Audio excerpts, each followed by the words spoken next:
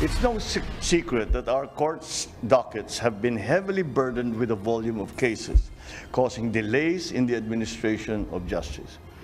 Today, we address this problem by introducing reforms that are a product of the strong collaboration between the executive and the judiciary.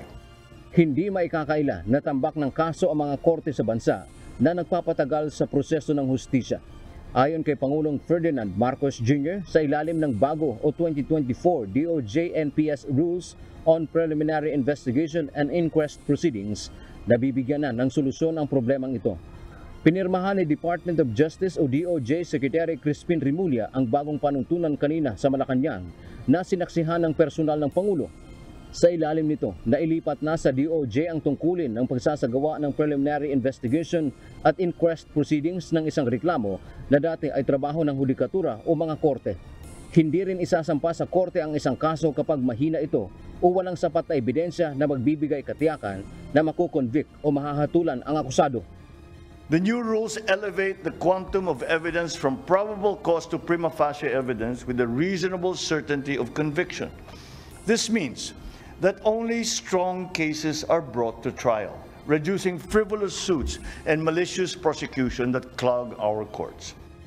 Ayon sa DOJ, magtulong-tulong na ang kanilang mga piskal at law enforcers tulad ng mga pulis sa pangangalap ng ebidensya para matiyak na malakas ang ihahaing reklamo.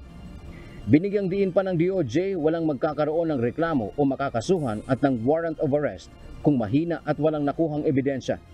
Yan po ang garantiya sa bagong rules na meron tayong ebidensya na tinatawag na prima facie evidence with reasonable certainty of conviction na hawak po ng law enforcement agents kasama ng prosecutors bago kayo makasuhan sa korte.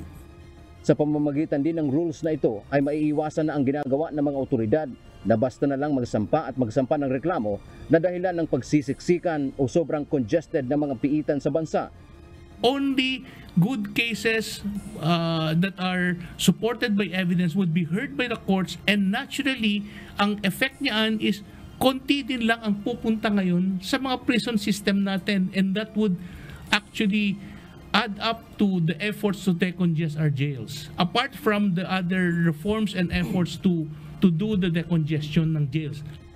Sa rules na ito ay papayagan na rin ang pagsasagawa ng preliminary investigation sa isang reklamo at inquest proceedings sa pamamagitan ng online o video conferencing.